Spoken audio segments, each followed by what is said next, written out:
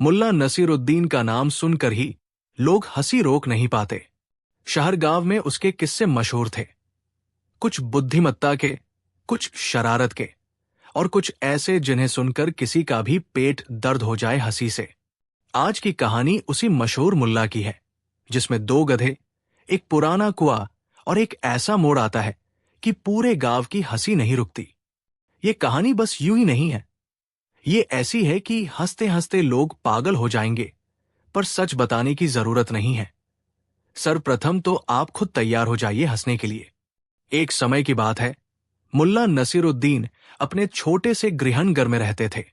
उनके पास सबसे प्यारी चीज थी उनकी समझ और उनके दो गधे। हां, दो गधे। एक था सफेद भूरी ढांच वाला, जिसका नाम लोग प्यार से बबलू रखते थे, और दूसरा थोड़ा मोटा, धीरे धीरे चलने वाला, जिसका नाम चिंकू था। बबलू तेज चलता मगर थोड़ा शरारती, चिंकू सुस्त था मगर जो काम सौंपा जाए उसे सोच समझ कर करता।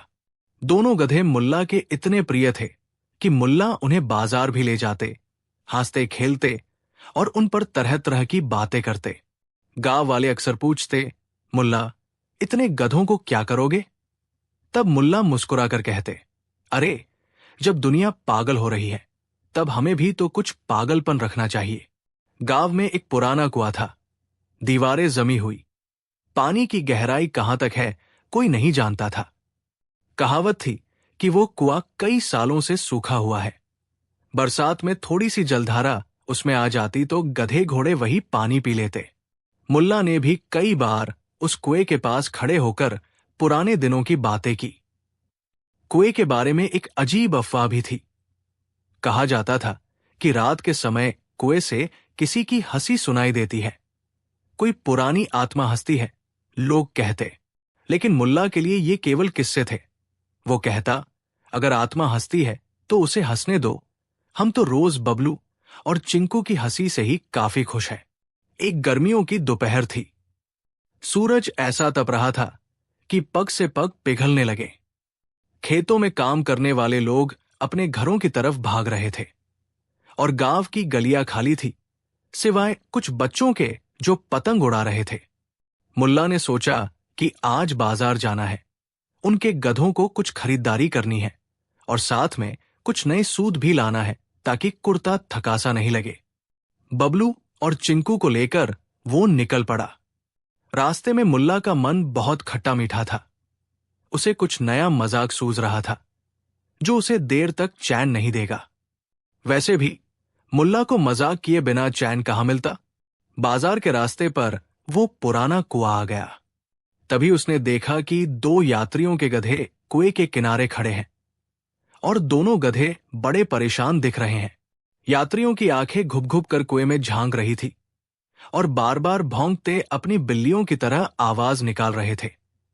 कोई आवाज नहीं थी, लेकिन वे चिंतित थे। मुल्ला पास जाकर बोला, भाइयों, क्या हुआ? गधे क्यों परेशान हैं? एक यात्री बोला, मुल्ला साहब, हमारे गधे कुएं की तरफ देखकर बार बार हिलते हैं। लगता है कुआं गहरे पानी से भरा हुआ है, पर हम कुछ नहीं देख पा रहे। हमारे पास बोतलें हैं, पर हमें नहीं पता कि पानी है या नहीं। दूसरा यात्री बोला, अगर पानी है तो हम वहां से अपना सामान भर लेंगे, नहीं तो आगे का रास्ता लंबा है।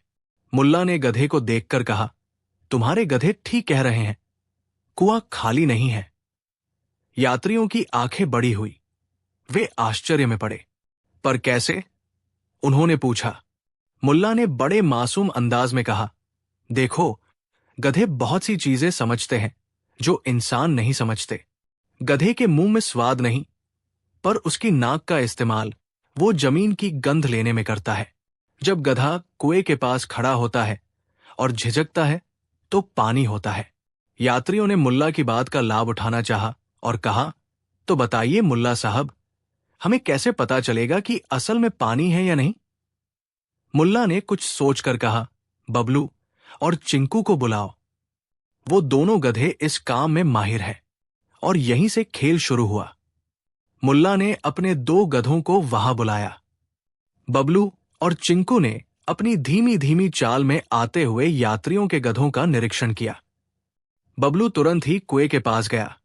उसने अपनी सूंघने वाली नाक से हवा ली, माथा टेढ़ा करके कुएं पर ध्यान दिया और अलार्म की तरह धीरे धीरे पीछे हट गया। चिंकू ने भी बबलू की चाल की नकल करते हुए एक बार देखकर हंसने जैसा सा सुर निकाला और फिर चुपचाप कुएं के किनारे बैठ गया। यात्रियों की आंखों में और भी अधिक आश्चर्य दिखा। उनके गधे भी अब उछलने फांदने लगे। एक यात्री ने पूछा, मुल्ला, ये क्या तमाशा है? क्या तुम जादू दिखा रहे हो? मुल्ला ने बड़ी गंभीरता से कहा, जादू नहीं, अनुभव है। बबलू और चिंकू ने कई कुओं का पानी पिया है। जब गधे कुएं से दूरी बनाए रखते हैं तो वो कुआं पानी से भरा नहीं होता, पर जब गधा कुएं के किनारे पैर टिकाए खड़ा होता है और कुछ देर तक वहां बैठता है तो वो कुआं रात के समय आत्मा की तरह हंसता है। यही संकेत है कि वहां पानी है। यात्रियों ने मुल्ला की बातों पर भरोसा किया और दोनों ही गधों को बुलाकर कुएं के पास लाए। बबलू और चिंकू ने फिर से कुएं की जांच की। इस बार बबलू ने अचानक जोर से चिल्लाया, एक तरह की खींची हुई हंसी जो मानव की हंसी जैसी थी, पर गधे की तरह। चिंकू ने भी अपनी आवाज मिलाई और उस पुरानी कुएं ने जैसे जवाब में हल्की सी गुनगुनी आवाज दी। यात्रियों के गधे डर गए और पूरी तरह से शांत हो गए। मुल्ला ने मुस्कुराकर कहा, देखा, कुआं हंसा, पानी मिल जाएगा। यात्रियों ने तुरंत अपने बर्तनों को बाहर निकाला और पानी भरने लगे। पानी तो था, और वो भी कितना ठंडा और ताजगी से भरा हुआ। यात्रियों के चेहरे पर प्रसन्नता की लकीरें आई।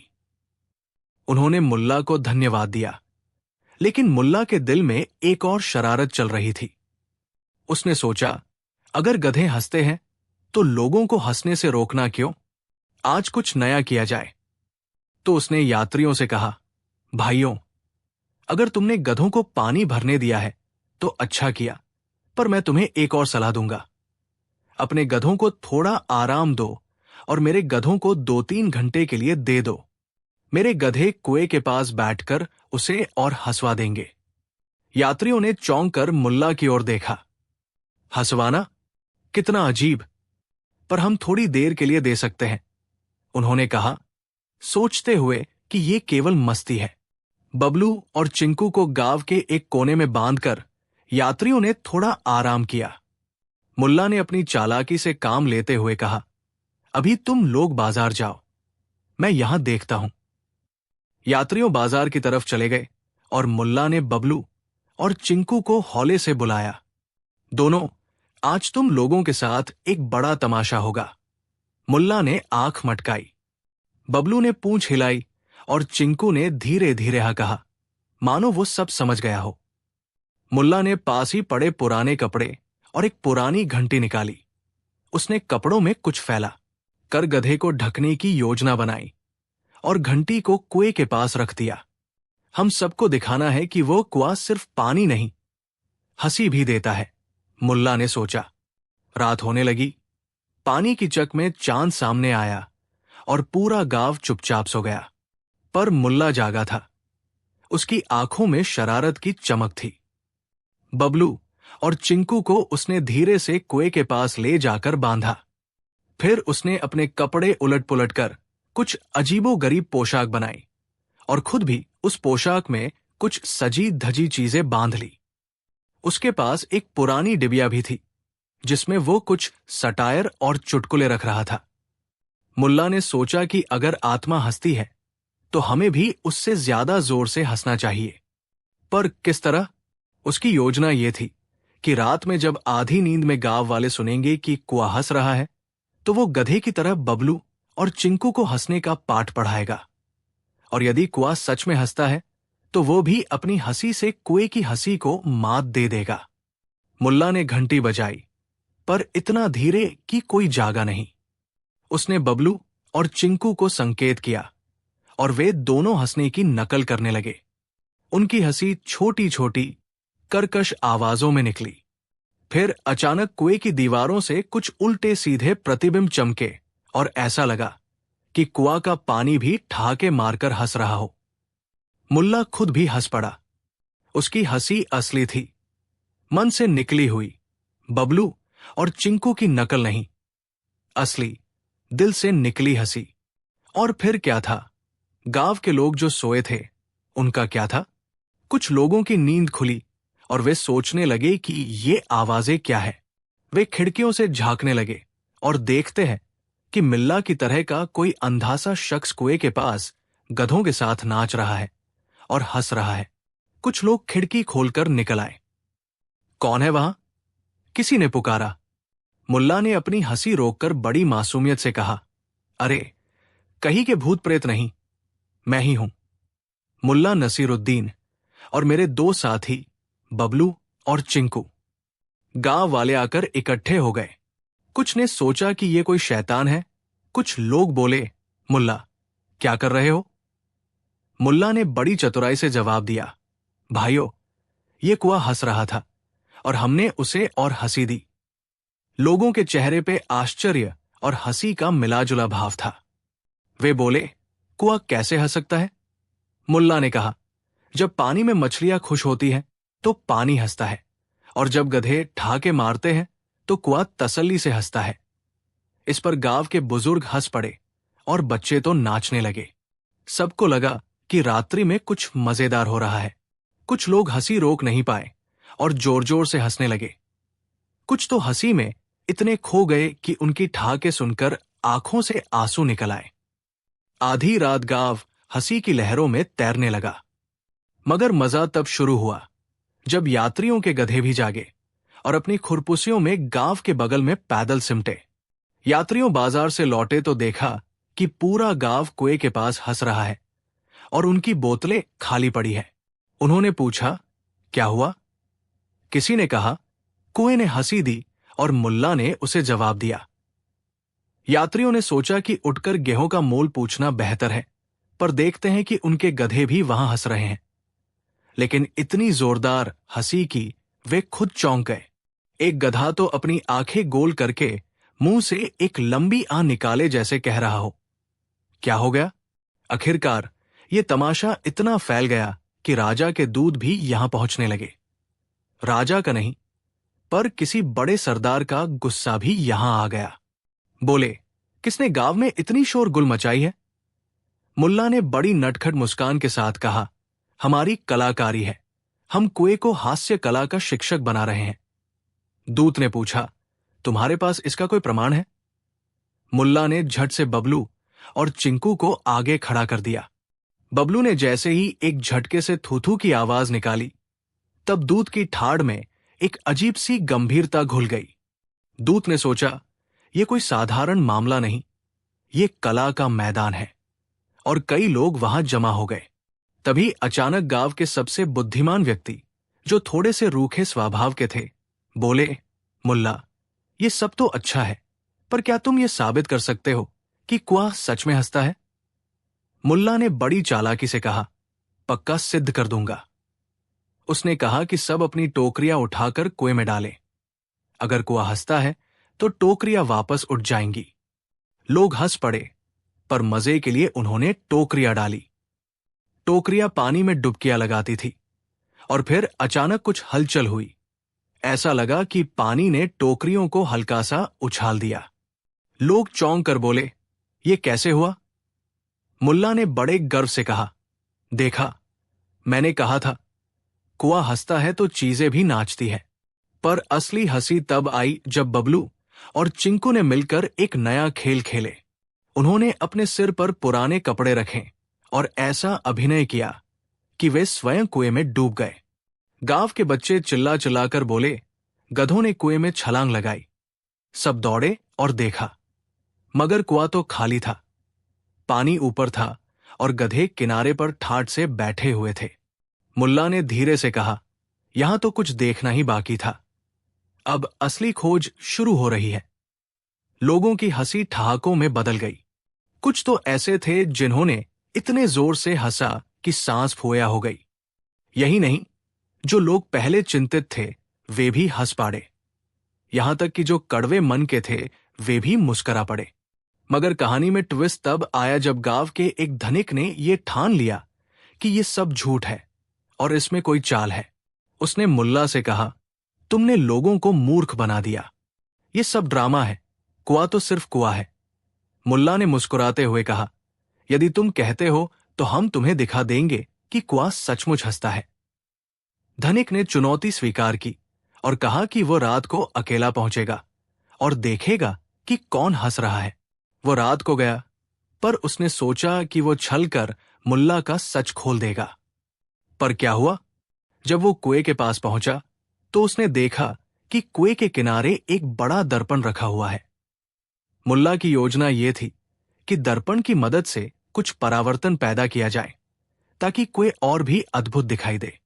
धनिक ने दर्पण देखा और समझा कि ये कोई सादगी नहीं, ये तो कला है।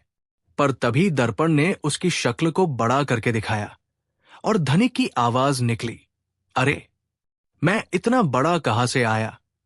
और वो खुद ही अपनी परछाई देखकर हंस पड़ा। उसे लगा कि लोग उसे देख रहे हैं और वह भी हंसने लगा। इस तरह धनिक का गुस्सा हंसी में बदल गया। उस रात वो घर लौटकर सो गया और सोचता रहा कि वो कैसे झूठ का पर्दाफाश करेगा। मगर उसे पता चला कि कभी कभी झूठ में भी हंसी का इलाज होता है। अगले दिन गांव के लोग ये चर्चा करने लगे कि आखिर मुल्ला ने ऐसा क्या कर दिया कि कुआं हंसा और लोग पागल हो गए।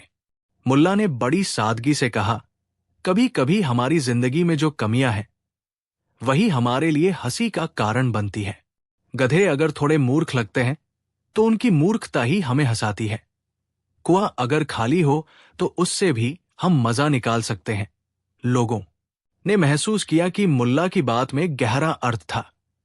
हंसी किसी चीज का मजाक उड़ाने के लिए नहीं, बल्कि मुश्किलों के बावजूद खुश रहने का नाम है। गांव वालों ने सोचा कि यदि हर चीज इतनी गंभीर होती तो जीवन कितना उदास हो जाता।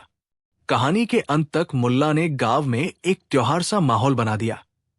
लोग हर साल उस दिन को कुआंसी दिवस के रूप में मनाने लगे। बबलू और चिंकू अब और भी मशहूर हो गए। लोग दूर दूर से आते और उस कुएं के पास खड़े होकर अपनी परेशानियां भूलकर हंसते।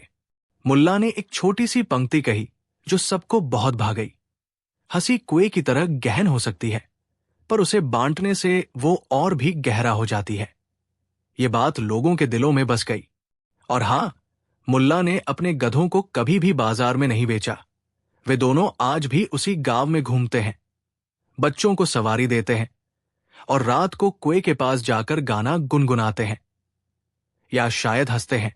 कौन जाने, इस कहानी में शायद कुछ बातें आपकी समझ से परे लगें, क्योंकि हंसी के कई रूप होते हैं, कभी सच्ची, कभी नकली, कभी आत्मीय और कभी शरारती।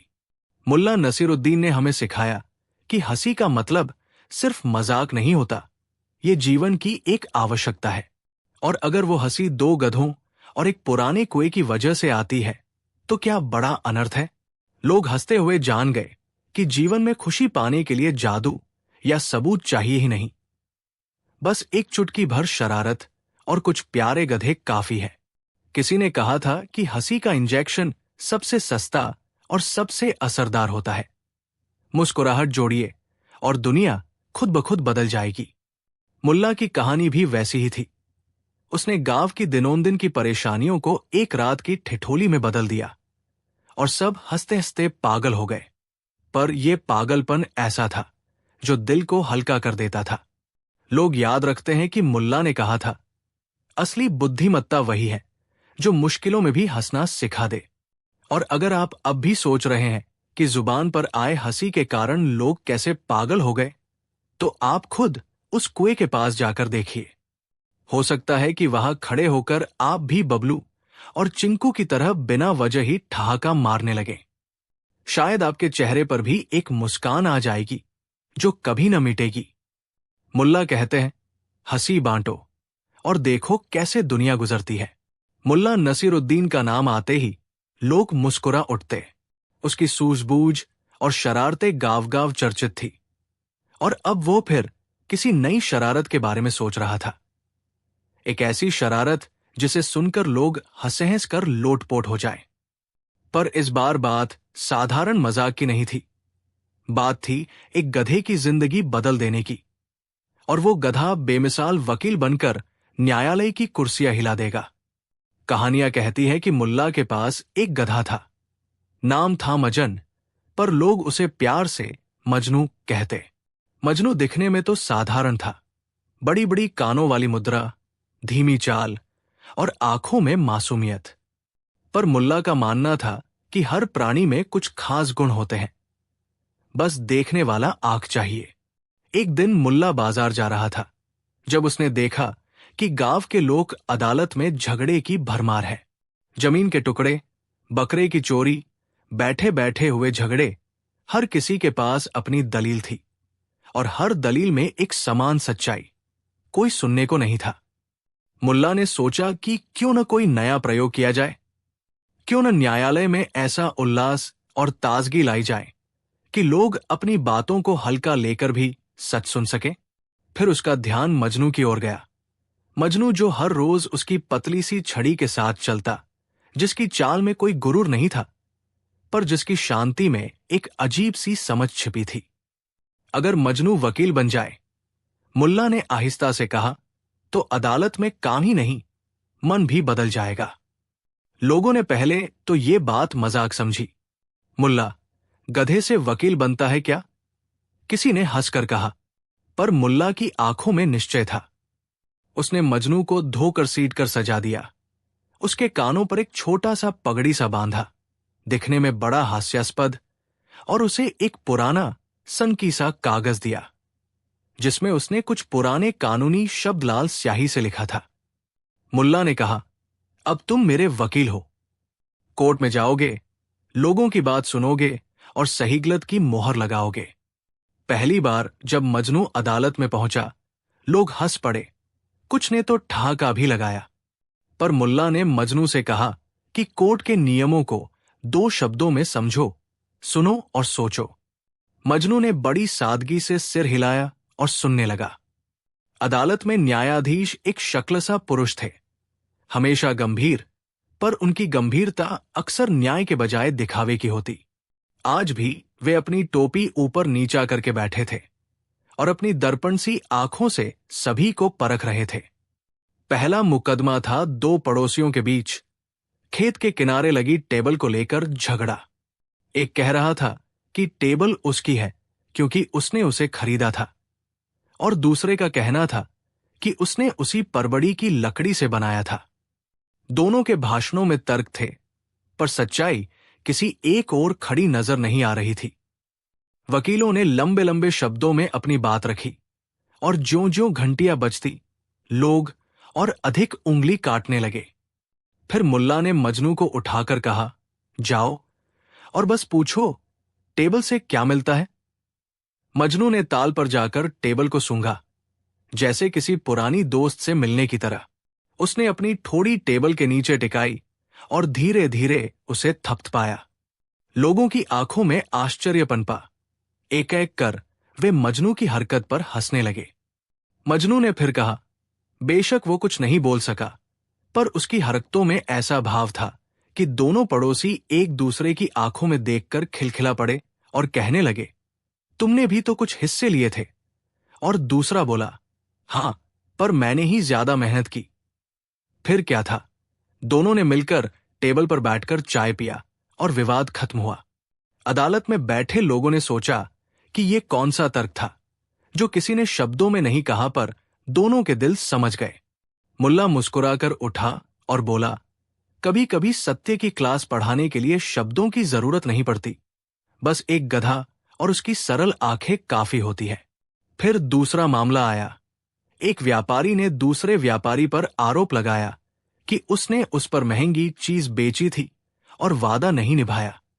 वकील बड़े बड़े शब्द कह रहे थे, पर अदालत में उलझन बढ़ती ही जा रही थी।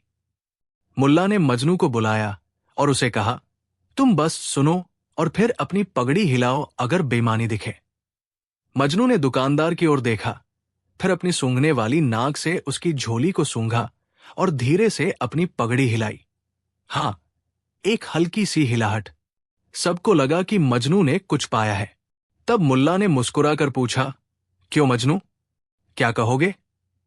मजनू ने हाथ हिलाया और जैसे शांत संकेत दिया कि मामला झूठा नहीं पर गलतफ हमी से भरा है। व्यापारी दोनों ने मिलकर माफी मांगी और कमे निपटाने का वादा किया। अदालत में बैठे लोगों ने तब समझा कि कच्ची चालों से बड़ा खेल हो सकता है, पर मजनू की सादगी ने दोनों के दिलों की झरनी खोल दी। धीरे धीरे मजनू की खासी ख्याति फैलने लगी। लोग दूर दूर से आते और उसे देखकर हंसते, पर अदालत में उसका असर गहरा था। मजनू की शिकायत सुनने की क्षमता ऐसी थी कि लोग स्वयं ही अपनी बातें छोटा कर लेते। कोई भी अधिनायकता या दिखावा उसकी सादगी के सामने टिक नहीं पाया। इसका असर ये हुआ कि झूठे वक्ताओं की हवा निकल गई और लोगों ने अपनी गलती स्वीकार करना शुरू कर दिया। जिस अदालत में पहले बहसें गुस्से में बदल जाती थी, अब वहां हल्की सी मुस्कान के साथ समस्या का हल निकलने लगा। एक बार एक बड़ा मामला आया। गांव का एक अमीर जमीन मालिक दावे पर था कि किसान ने उसकी जमीन का एक बड़ा हिस्सा कब्जा कर लिया है। किसान रो रहा था, बच्चों के लिए फसल चाहिए थी, और मालिक अपनी रुतबे की बात पर अड़ा हुआ था। वकील क्लेम्स दर्ज कर रहे थे, कागज पत्र पलटे जा रहे थे और अदालत की हवा झिझकने लगी। मुल्ला ने फिर मजनू को मैदान में उतारा। मजनू ने जमीन के किनारे जाग घास को सूंघा, मिट्टी में अपनी नाक घूंपी और फिर मालिक के जूतों को टटोलना शुरू किया। मालिक ने चिढ़कर कहा, यह क्या कर रहा है? पर मजनू की शांति ने सबको खामोश कर दिया। अचानक मालिक की आंखों में कुछ नरमाहट आई। उसने याद किया कि पिछली बार जब उसने यही जमीन खरीदी थी तो उसने किसी गरीब किसान का मकान उखाड़ दिया था। उसकी आत्मा पर दग्ध इबादत की तरह कुछ महसूस हुआ। मालिक ने तभी कहा, शायद मैंने ज्यादा कर दिया, और किसान ने अश्रु भरे गले से कहा, मैं बस अपने बच्चों को बड़ा करना चाहता था। अदालत में जो तेज तर्रार तर्क चल रहे थे वे धीरे धीरे मानवीय समझ में बदल गए। मजनू ने फिर मालिक के कदमों के पास सिर रख दिया और दोनों ने हाथ बढ़ाकर समझौता कर लिया। मालिक ने कुछ जमीन छोड़ दी और किसान ने बाकी को साफ सुथरा करने का वादा किया। अदालत में बैठे लोगों ने देखा कि कभी कभी न्याय को जीतने के लिए सिर्फ कानूनी पन्नों के अलावा बातों का हल्का सा स्पर्श चाहिए होता है, और मजनू ने वो स्पर्श दिया। समय के साथ मजनू की प्रसिद्धि अनपेक्षित रूप से बढ़ी। शहर से एक नया जज आया। वो बड़ा पढ़ा लिखा था, कानून में सिद्धांतों का पोथी पाठक।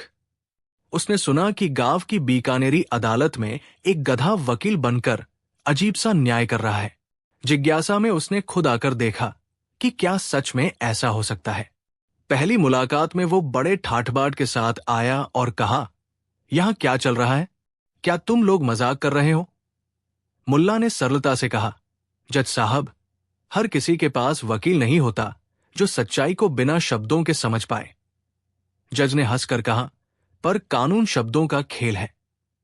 मजनू ने जज की तरफ देखा, अपनी आंखों में एकदम गहरी निस्वार्थता लेकर, और धीरे धीरे अपने कान हिलाए, मानो कह रहा हो, कानून शब्दों का खेल हो सकता है पर इंसानियत का नियम कहीं ऊंचा होता है। जज ने सोचा कि वो इसे साबित करेगा। उसने एक जटिल मामला रखा। दो कारोबारी आपस में बेतरह जटिल कागजात और बयान लेकर आए। जज ने सोचा कि मजनू जैसी सादगी इन पेचीदा बयानों को नहीं सुलझा पाएगी, पर कोर्ट की प्रक्रिया में मजनू ने दोनों कारोबारी की जेबों की गंध ली, उनके हाथों के निशान देखे और उनके दिलों की भाषा समझी। जज ने देखा कि जहां कानून बड़ा कटु था, वहीं मजनू की आंखों ने सीधे दिल पर वार किया। एक व्यापारी ने देखा कि दूसरे की रातें बेचैनी से भरी हुई थी और उसने अपना अन्याय मान लिया। जज खुद भी चकित रह गया। उसने महसूस किया कि वो कागजों की दुनिया में पाषाण बन चुका है और मजनू की मौन भाषा में कुछ नर्म और आवश्यक बातें थी। वो चुप रह गया और तभी अदालत में से एक लड़का उठा और बोला, मिलकर रहेंगे तो अच्छा होगा। ये सरल वाक्य पहले कहीं नहीं सुना गया था, पर उसने हर किसी के दिल को छू लिया। जज ने फिर कहा, शायद तुम सही हो, मजनू। और अदालत में वही मनोहर सादगी जीत गई जिसे कोई किताबी तर्क जिता न पाया होता। ये खबर दूर दूर तक फैल गई। शहरों के अखबारों में मजनू की बातें छपने लगी। लोग हंसते हुए कहते, वो गधा वकील बड़ा अद्भुत है। और कुछ बुद्धिजीवी इसके ऊपर विचार करने लगे कि क्या कानून को फिर से मानवता के हिसाब से जोड़ने की जरूरत है। मुल्ला ने देखा कि उसकी शरारत ने एक अद्भुत प्रभाव डाला। लोग अब अदालत आने पर पहले अपनी नाराजगी घटा लेते थे, क्योंकि उन्हें पता था कि मजनू की नजरें झूठ को नहीं छुपने देंगी। मजनू के पास जो सरलता थी वो कहीं और नहीं दिखती थी। उसकी मौन दलीलें तीखी थी। वो चिल्लाता नहीं था, पर उसकी एक झलक ने किसी के चेहरे से पाखंड उतार दिया। मुगल की तरह खाली बातों का सिपाही भी आया, एक धनवान व्यापारी जो कानूनी भाषा और नोटाराइज कागजों का सहारा लेकर लोगों को दबाता था। उसने सोचा कि मजनू को बेनकाब कर दिया जाएगा। उसने एक चाल चली। उसने अदालत में एक नकली मुकदमा ठोंका, जिसने सारे गवाह भी अपने पक्ष में रख दिए। सारे वकील बड़े बड़े शब्दों से दलीलें कर रहे थे और जज ने भी समझा कि मामला तैयार है। पर जब मजनू आया, उसने सारे गवाहों का व्यवहार देखा, उनके जूते, उनके हाथों का मैल और उनकी आंखों की झलक, और एक एक करके उन्होंने अपनी दलीलों की असलियत बता डाली। नकली बातें फुस हो गई।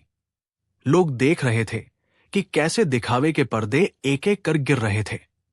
धनवान व्यापारी शर्मिंदा हो गया और मान गया कि उसने अन्याय किया है। वो पल ऐसा था कि अदालत में बैठे लोग ठहाके लगाने लगे। किसी ने सोचा था कि हंसी उनको अपमानित करेगी, पर अब वही हंसी सच्चाई को उजागर कर रही थी। मुल्ला ने पीछे से मजनू का कान सहलाया और कहा, तुमने आज फिर सिखा दिया कि किस तरह दिखावे के खिलाफ सच्चा न्याय लड़ा जाता है। समय के साथ मजनू ने न केवल छोटे मोटे मामलों को हल किया, बल्कि लोगों के दिलों में भी एक नेक असर डाला। लोग झगड़े करने से पहले सोचने लगे कि क्या सचमुच उनकी बात में ज्वलंत सत्य है या बस अहंकार की आग भड़का रहे हैं। प्रेम, घृणा, स्वार्थ, दया और अनजाने में हुई गलतियों को मजनू ने अपनी मौन समझ से सुलझाया। बच्चों ने उसे प्यार से घेर लिया, बूढ़े लोगों ने उसकी पीठ पर हाथ रखकर आशीर्वाद दिया, और युवा लोग उसकी सादगी से प्रेरित हुए कि कैसे लोग बिना दिखावे के भी अपना काम कर सकते हैं। किसी दिन मुल्ला ने गांव के बीचों बीच एक बड़ा तंबू लगवाया और सबको बुलाकर कहा कि मजनू अब अवकाश लेगा, उसे भी कुछ आराम चाहिए। लोगों को पहले अजीब लगा, पर फिर वे खुश हुए कि मजनू की सेवा के लिए कुछ करना चाहिए। मुल्ला ने मजनू के लिए छोटे छोटे गीत गाए, बच्चों ने फूल चढ़ाए और खेत में एक छोटा सा आदर्श न्यायालय बनाकर उसे समर्पित किया। मजनू ने अपनी आंखों में एक शांत मुस्कान लिए सबको देखा, और तब उसने अपनी धीमी चाल से उन सभी के बीच से गुजरकर खेतों की ओर बढ़ चला, मानो कह रहा हो कि अब मेरी ड्यूटी खत्म नहीं हुई है, बस अब मेरी सुनने की कला और भी जरूरी लोगों के दिलों में आत्मसात हो गई है। कई सालों बाद भी जब लोग उस गांव के नाम लेते हैं तो वे मजनू की गाथा याद करते हैं। चालों से बड़ा खेल हो सकता है, पर मजनू की सादगी ने दोनों के दिलों की झरनी खोल दी। धीरे धीरे मजनू की खासी ख्याति फैलने लगी। लोग दूर दूर से आते और उसे देखकर हंसते, पर अदालत में उसका असर गहरा था। मजनू की शिकायत सुनने की क्षमता ऐसी थी कि लोग स्वयं ही अपनी बातें छोटा कर लेते। कोई भी अधिनायकता या दिखावा उसकी सादगी के सामने टिक नहीं पाया। इसका असर ये हुआ कि झूठे वक्ताओं की हवा निकल गई और लोगों ने अपनी गलती स्वीकार करना शुरू कर दिया। जिस अदालत में पहले बहसें गुस्से में बदल जाती थी, अब वहां हल्की सी मुस्कान के साथ समस्या का हल निकलने लगा। एक बार एक बड़ा मामला आया। गांव का एक अमीर जमीन मालिक दावे पर था कि किसान ने उसकी जमीन का एक बड़ा हिस्सा कब्जा कर लिया है। किसान रो रहा था, बच्चों के लिए फसल चाहिए थी, और मालिक अपनी रुतबे की बात पर अड़ा हुआ था। वकील क्लेम्स दर्ज कर रहे थे, कागज पत्र पलटे जा रहे थे, और अदालत की हवा झिझकने लगी। मुल्ला ने फिर मजनू को मैदान में उतारा। मजनू ने जमीन के किनारे जाग घास को सूंघा, मिट्टी में अपनी नाक घूंपी और फिर मालिक के जूतों को टटोलना शुरू किया। मालिक ने चिढ़कर कहा, "ये क्या कर रहा है?" पर मजनू की शांति ने सबको खामोश कर दिया। अचानक मालिक की आंखों में कुछ नरमाहट आई।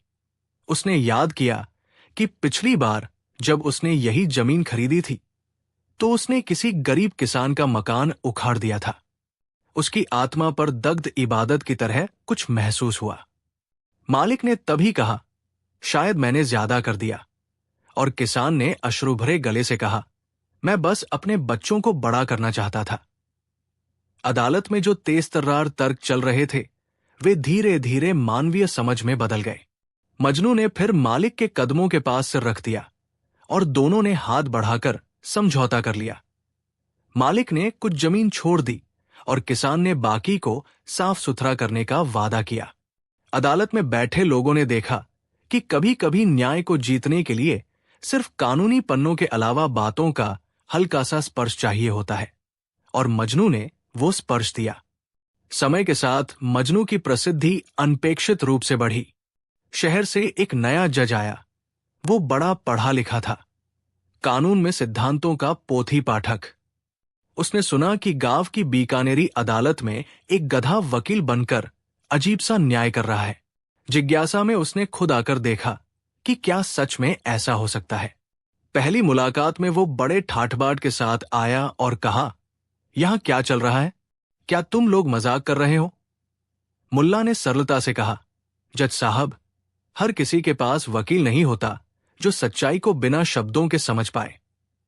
जज ने हंसकर कहा, "पर कानून शब्दों का खेल है।" मजनू ने जज की तरफ देखा, अपनी आंखों में एकदम गहरी निस्वार्थता लेकर, और धीरे धीरे अपने कान हिलाए, मानो कह रहा हो, कानून शब्दों का खेल हो सकता है पर इंसानियत का नियम कहीं ऊंचा होता है। जज ने सोचा कि वो इसे साबित करेगा। उसने एक जटिल मामला रखा। दो कारोबारी आपस में बेतरह जटिल कागजात और बयान लेकर आए। जज ने सोचा कि मजनू जैसी सादगी इन पेचीदा बयानों को नहीं सुलझा पाएगी, पर कोर्ट की प्रक्रिया में मजनू ने दोनों कारोबारी की जेबों की गंध ली, उनके हाथों के निशान देखे और उनके दिलों की भाषा समझी। जज ने देखा कि जहां कानून बड़ा कटु था, वहीं मजनू की आंखों ने सीधे दिल पर वार किया। एक व्यापारी ने देखा कि दूसरे की रातें बेचैनी से भरी हुई थी और उसने अपना अन्याय मान लिया। जज खुद भी चकित रह गया।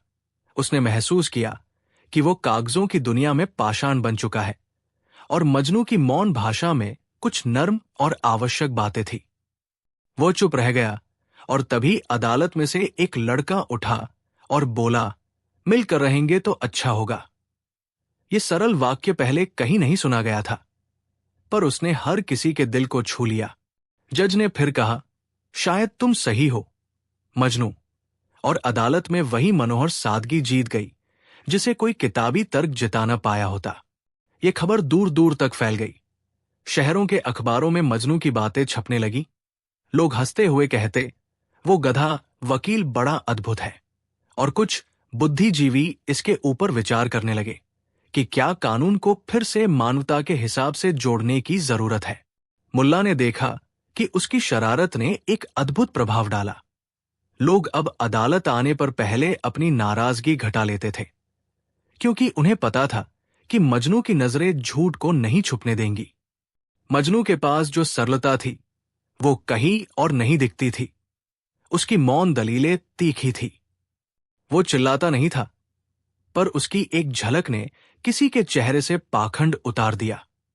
मुगल की तरह खाली बातों का सिपाही भी आया, एक धनवान व्यापारी जो कानूनी भाषा और नोटाराइज कागजों का सहारा लेकर लोगों को दबाता था। उसने सोचा कि मजनू को बेनकाब कर दिया जाएगा। उसने एक चाल चली। उसने अदालत में एक नकली मुकदमा ठोंका, जिसने सारे गवाह भी अपने पक्ष में रख दिए। सारे वकील बड़े बड़े शब्दों से दलीलें कर रहे थे और जज ने भी समझा कि मामला तैयार है। पर जब मजनू आया, उसने सारे गवाहों का व्यवहार देखा, उनके जूते, उनके हाथों का मैल और उनकी आंखों की झलक, और एक एक करके उन्होंने अपनी दलीलों की असलियत बता डाली। नकली बातें फुस हो गई। लोग देख रहे थे कि कैसे दिखावे के पर्दे एक एक कर गिर रहे थे। धनवान व्यापारी शर्मिंदा हो गया और मान गया कि उसने अन्याय किया है। वो पल ऐसा था कि अदालत में बैठे लोग ठहाके लगाने लगे। किसी ने सोचा था कि हंसी उनको अपमानित करेगी, पर अब वही हंसी सच्चाई को उजागर कर रही थी।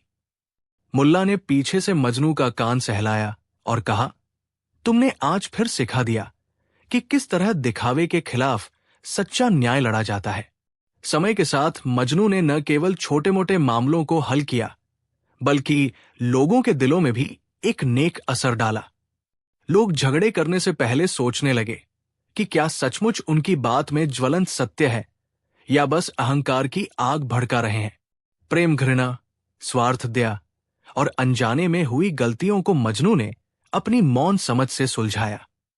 बच्चों ने उसे प्यार से घेर लिया, बूढ़े लोगों ने उसकी पीठ पर हाथ रखकर आशीर्वाद दिया और युवा लोग उसकी सादगी से प्रेरित हुए कि कैसे लोग बिना दिखावे के भी अपना काम कर सकते हैं।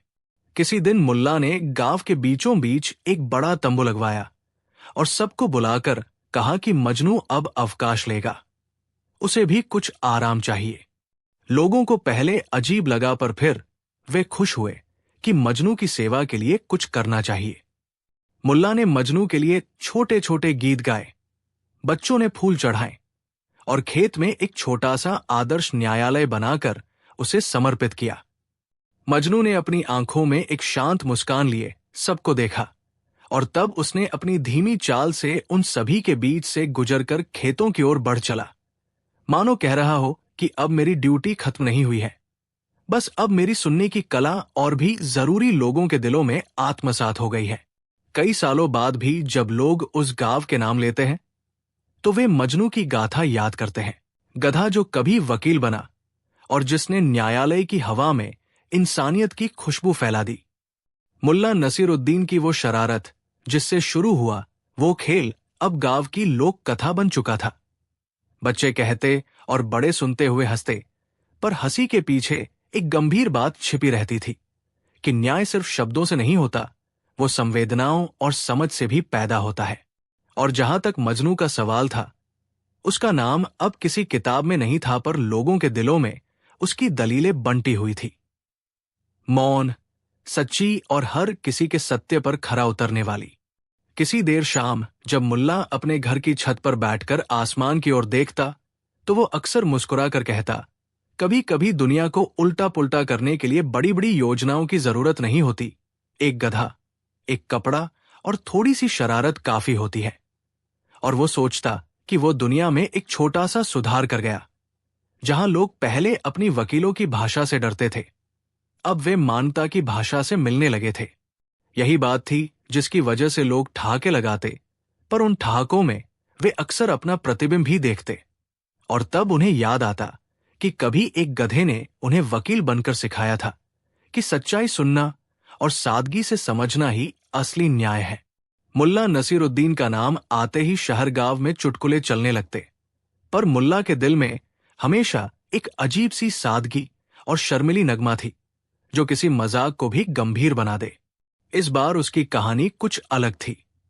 उसने अचानक अपने पद से, जिसे लोग मजाक में राज्य का हंसते रहने वाला सलाहकार कहते थे, इस्तीफा दे दिया और फिर बादशाह के साथ ऐसा मजाक किया कि दरबार के सिकुड़े बुजुर्गों की हंसी रोकने का नाम ही नहीं लिया। कहानी लंबी है पर सीधी है, ऐसी कि पढ़ते पढ़ते आपकी हंसी भी रूठेगी और फिर से आएगी।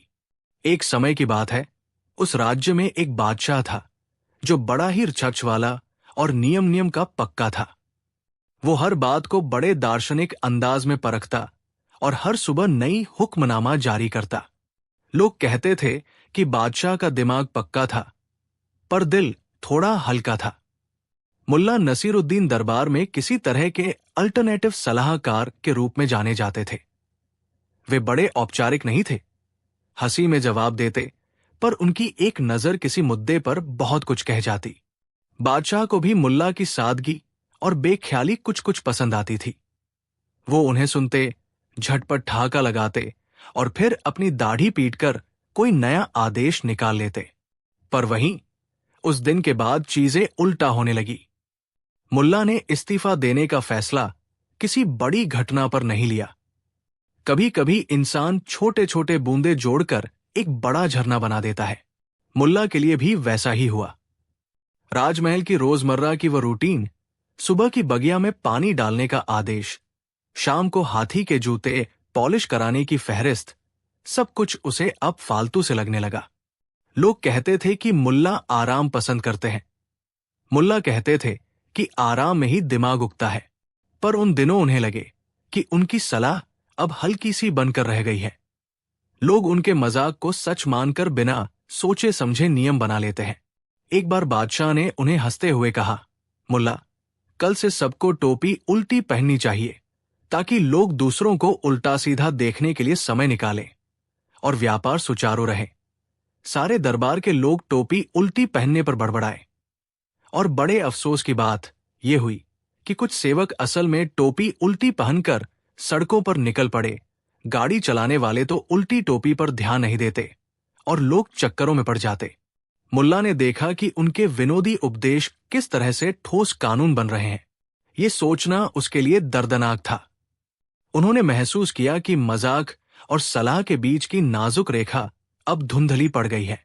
एक दिन मुल्ला ने अपने छोटे कमरे में बैठकर सोचा, अगर मैं अपनी जगह पर बैठकर और मजाक करता रहूं तो लोग मजाक को कानून समझेंगे और असल जिंदगी में परेशानी बढ़ेगी। उन्हें लगा कि उन्हें अब अपनी भूमिका पर गौर करना होगा। इसलिए उन्होंने हल्की सी धुन में अपना इस्तीफा लिख दिया। ना कोई औपचारिक पत्र, ना कोई जोरदार घोषणा पत्र, बस कुछ पंक्तियां जो सीधे बादशाह के पास पहुंची। इस्तीफे की खबर जैसे ही महल में फैली, खूब चर्चा हुई। कुछ लोग आश्चर्य में थे, कुछ ने सोचा कि ये कोई नई चाल है, और कुछ ने कहा कि मुल्ला बस नया नाटक कर रहे हैं। बादशाह ने जब खत देखा तो उनकी भौहें उठीं। उसमें लिखा था, हे बादशाह, मैं तुम्हारे आनंद का हिस्सा बनकर खुश था, पर अब मुझे महल की हल्की फुल्की हुक्मरानियां भारी लगने लगी है।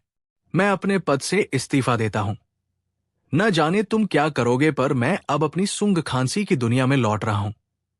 बादशाह ने पढ़कर मुस्कुराया। उनकी चाहत थी कि मुल्ला पलट जाए। उन्होंने कहा, मुल्ला, इस्तीफा? वही मुल्ला जो मेरे सामने चुटकुले सुनाने से डरता नहीं था। पर मुल्ला शांत रहे। बादशाह की जिज्ञासा बढ़ी। उन्होंने सोचा कि मुल्ला किस तरह अब बिना दरबार के जिंदगी काटेगा। फिर एक अजीब सा विचार उनके मन में उठा, क्यों न मुल्ला को परीक्षण में डाला जाए। उन्होंने दरबार के सभी नौकरों को इकट्ठा किया और फरमाया कि मुल्ला को रोकने के लिए उन्हें समझाना चाहिए कि वे क्यों इस्तीफा दे रहे हैं। मुल्ला को तत्काल अदालत में बुलाया गया। वहां आकर उन्होंने देखा कि लोग उनके इस्तीफे को लेकर चुटकुलों की भीड़ लगा रहे हैं। कुछ लोग कहा करते कि ये तो मजाक है। कुछ ने कहा कि मुल्ला अब राजनैतिक विरोधी बन गए हैं।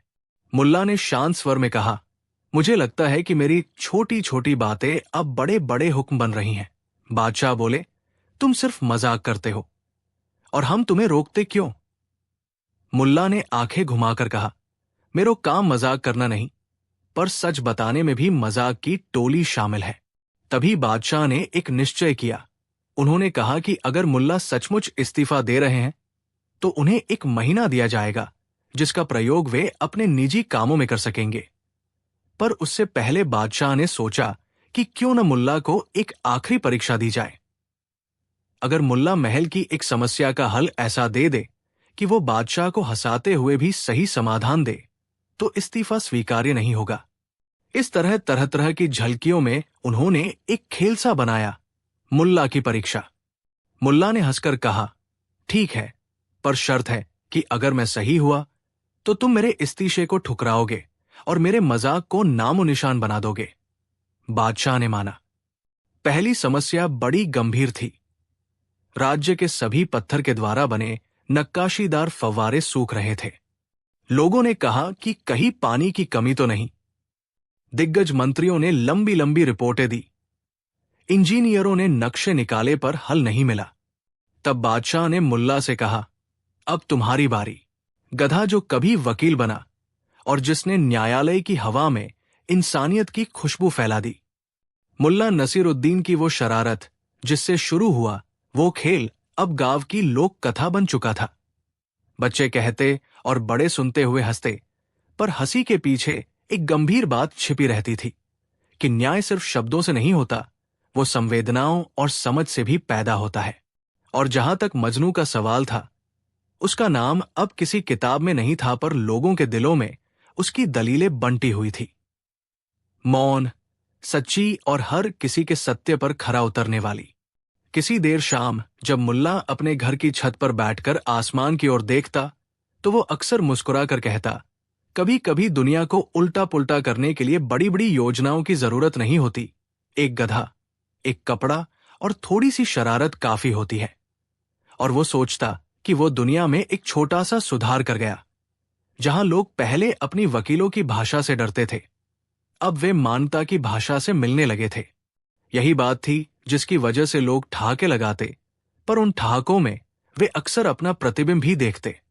और तब उन्हें याद आता कि कभी एक गधे ने उन्हें वकील बनकर सिखाया था कि सच्चाई सुनना और सादगी से समझना ही असली न्याय है।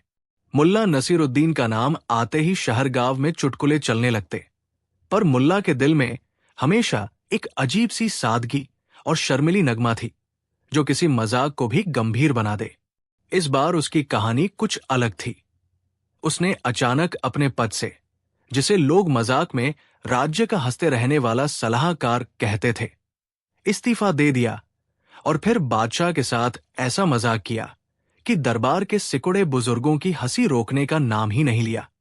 कहानी लंबी है पर सीधी है, ऐसी कि पढ़ते पढ़ते आपकी हंसी भी रूठेगी और फिर से आएगी।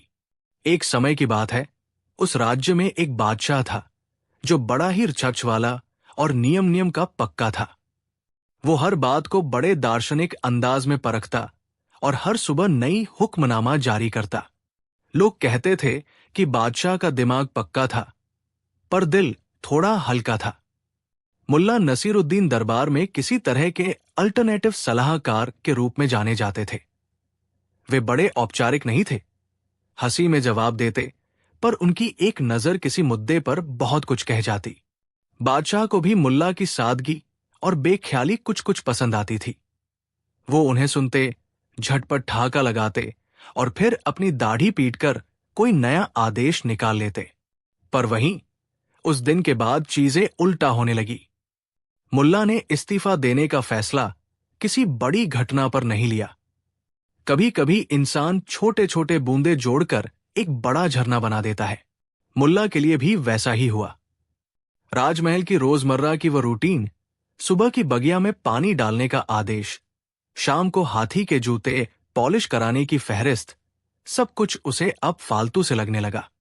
लोग कहते थे कि मुल्ला आराम पसंद करते हैं। मुल्ला कहते थे कि आराम में ही दिमाग उगता है, पर उन दिनों उन्हें लगे कि उनकी सलाह अब हल्की सी बनकर रह गई है। लोग उनके मजाक को सच मानकर बिना सोचे समझे नियम बना लेते हैं। एक बार बादशाह ने उन्हें हंसते हुए कहा, मुल्ला, कल से सबको टोपी उल्टी पहननी चाहिए ताकि लोग दूसरों को उल्टा सीधा देखने के लिए समय निकालें और व्यापार सुचारू रहे। सारे दरबार के लोग टोपी उल्टी पहनने पर बड़बड़ाए और बड़े अफसोस की बात यह हुई कि कुछ सेवक असल में टोपी उल्टी पहनकर सड़कों पर निकल पड़े। गाड़ी चलाने वाले तो उल्टी टोपी पर ध्यान नहीं देते और लोग चक्करों में पड़ जाते।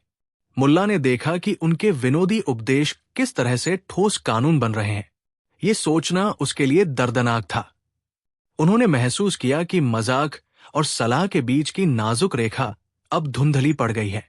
एक दिन मुल्ला ने अपने छोटे कमरे में बैठकर सोचा, अगर मैं अपनी जगह पर बैठकर और मजाक करता रहूं तो लोग मजाक को कानून समझेंगे और असल जिंदगी में परेशानी बढ़ेगी।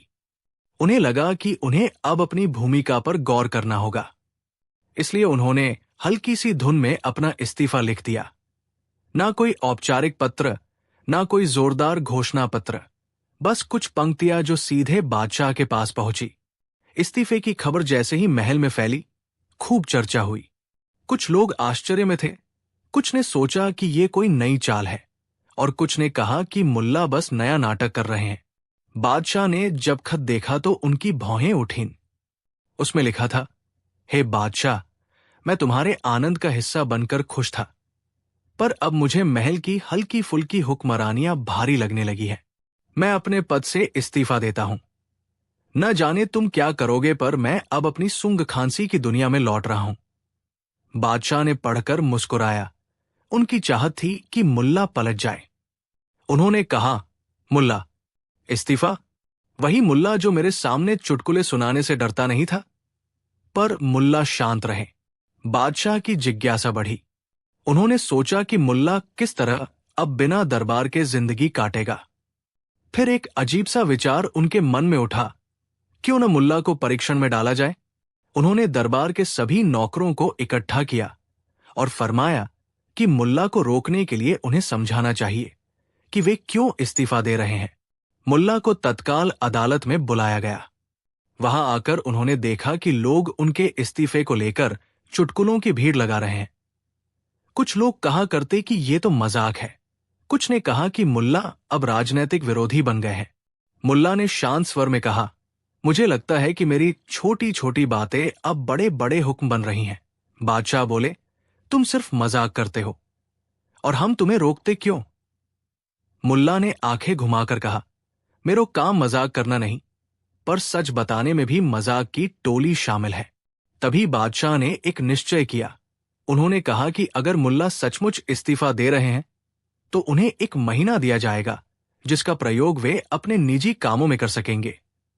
पर उससे पहले बादशाह ने सोचा कि क्यों न मुल्ला को एक आखिरी परीक्षा दी जाए। अगर मुल्ला महल की एक समस्या का हल ऐसा दे दे कि वो बादशाह को हंसाते हुए भी सही समाधान दे, तो इस्तीफा स्वीकार्य नहीं होगा।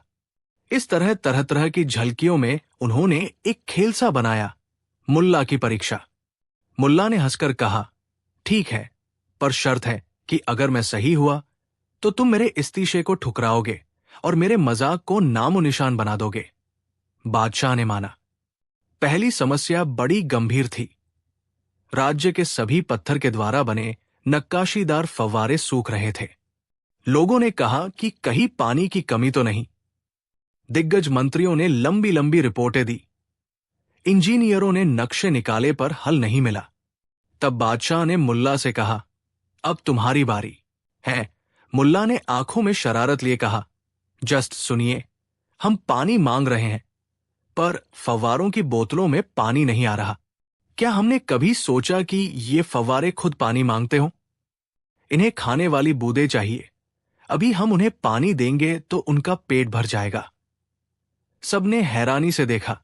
यह तो किसी वैज्ञानिक बयान जैसा नहीं था। पर मुल्ला के पास एक सीधी सी योजना थी। उन्होंने कहा कि फव्वारों के नीचे पानी के छोटे छोटे चैनल खोदे जाएं, जो सबको दिखते ही मजाक लगे, पर असल में वे बारिश के पानी को इकट्ठा कर फव्वारों तक पहुंचाएंगे।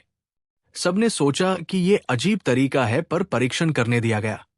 कुछ ही दिनों में चैनल बने और बारिश के पानी ने फव्वारों को फिर से भर दिया। बादशाह ने मुल्ला की तारीफ की, पर मुंह पर उनके पास थोड़ी सी आशंका रही। क्या यह सब मुल्ला की शरारत का ही जाल नहीं था? महीना बीत गया। मुल्ला ने कई छोटी बड़ी समस्याओं का हल अपने खास अंदाज में किया।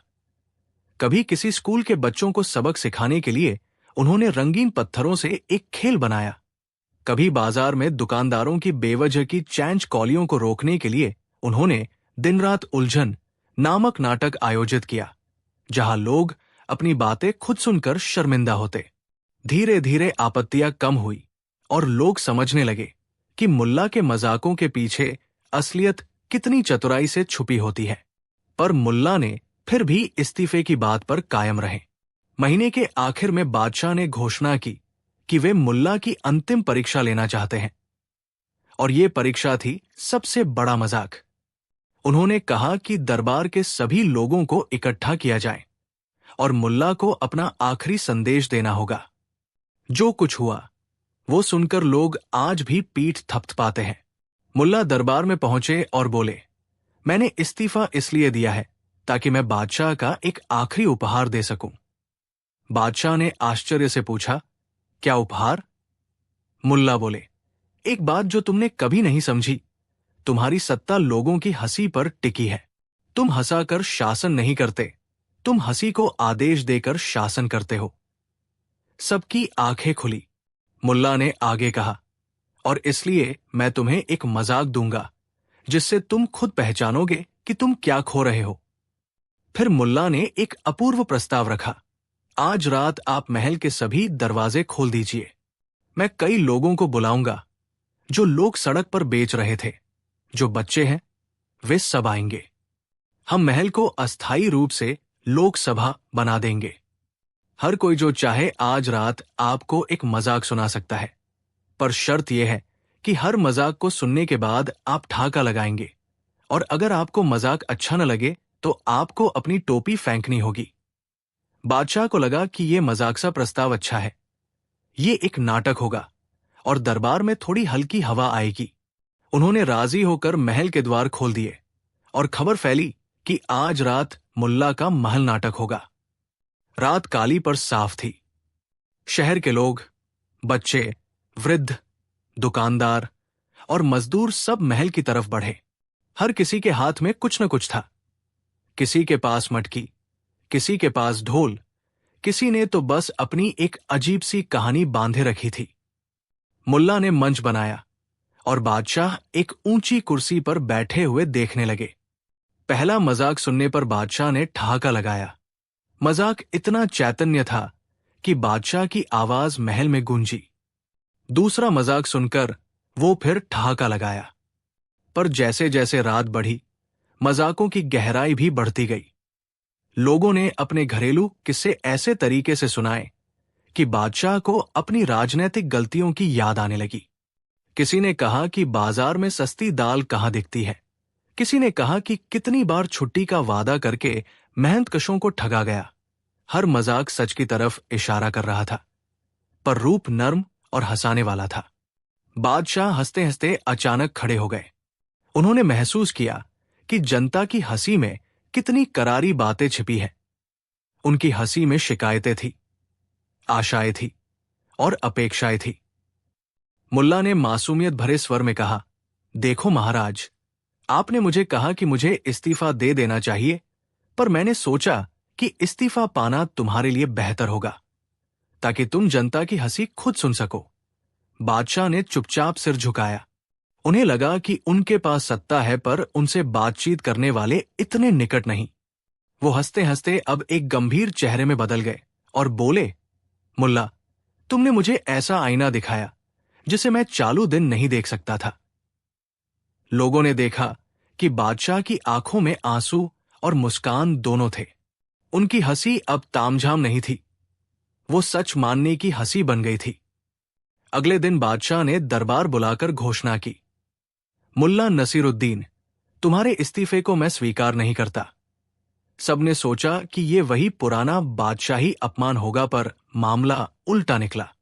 बादशाह ने कहा, मैंने सोचा था कि तुम्हारा इस्तीफा मेरे शासन के लिए अच्छा होगा, पर अब मैंने महसूस किया कि तुम्हारी शरारतें ही मुझे जनता से जोड़ती हैं।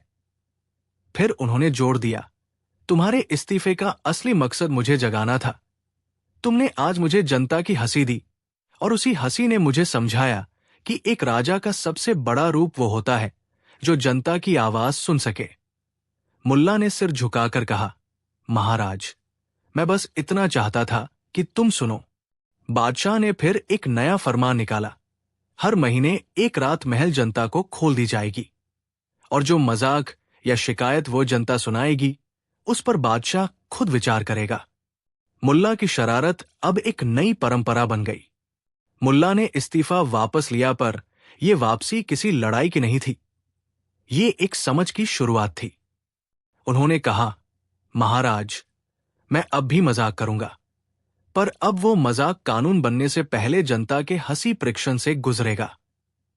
राजमहल में अब एक ठहाका और एक सोच साथ में रहने लगे। लोग कहते थे कि हंसी अब तानाशाही के खिलाफ एक छोटी सी बंदूक बन गई है, और मुल्ला उसकी रखवाली करते रहे। कई साल बाद भी जब लोग उस रात की बात करते हैं तो वे हंसते हुए कहते हैं कि मुल्ला ने इस्तीफा दिया था, पर असल में उसने बादशाह को नौकरी पर रखा, नौकरी सुनने और समझने की। बादशाह भी कभी कभी अकेले में बैठे हुए याद करते कि कैसे मुल्ला की शरारत ने उन्हें एक अच्छा शासक बनाया। मुल्ला अपनी सादगी में फिर भी वही थे, वही चंचल आंखें, वही त्वरित जवाब, वही छोटी छोटी चालें। पर अब उनकी हंसी में थोड़ी जिम्मेदारी भी जोड़ दी गई थी। वे जानते थे कि मजाक बड़ी चीज बन सकता है, और बड़े लोगों की सुनवाई में हंसी कभी कभी सबसे सच्ची दवा होती है, और इसलिए कहानियां आज भी गूंजती हैं। मुल्ला ने इस्तीफा दिया, बादशाह के साथ मजाक किया, और महल की खिड़कियां जनता के लिए खोल दी। लोग आज भी उस रात की याद में हंसते हैं, क्योंकि उन्होंने जाना कि इंसानियत को जगाने के लिए कभी कभी सबसे तेज तलवार नहीं, एक चोरी छिपी हंसी ही काफी होती है। मुल्ला ने जो किया वो सब देखकर दरबार ठहाका मारकर हंसा, और बादशाह ने भी हंसते हंसते शासन सीख लिया। और यही कथा आज भी हर बच्चे को सुनाई जाती है, ताकि वे जान सके कि हंसी में भी एक सीख होती है, और इस्तीफा कभी कभी केवल एक शुरुआत बनकर दिखाई देता है।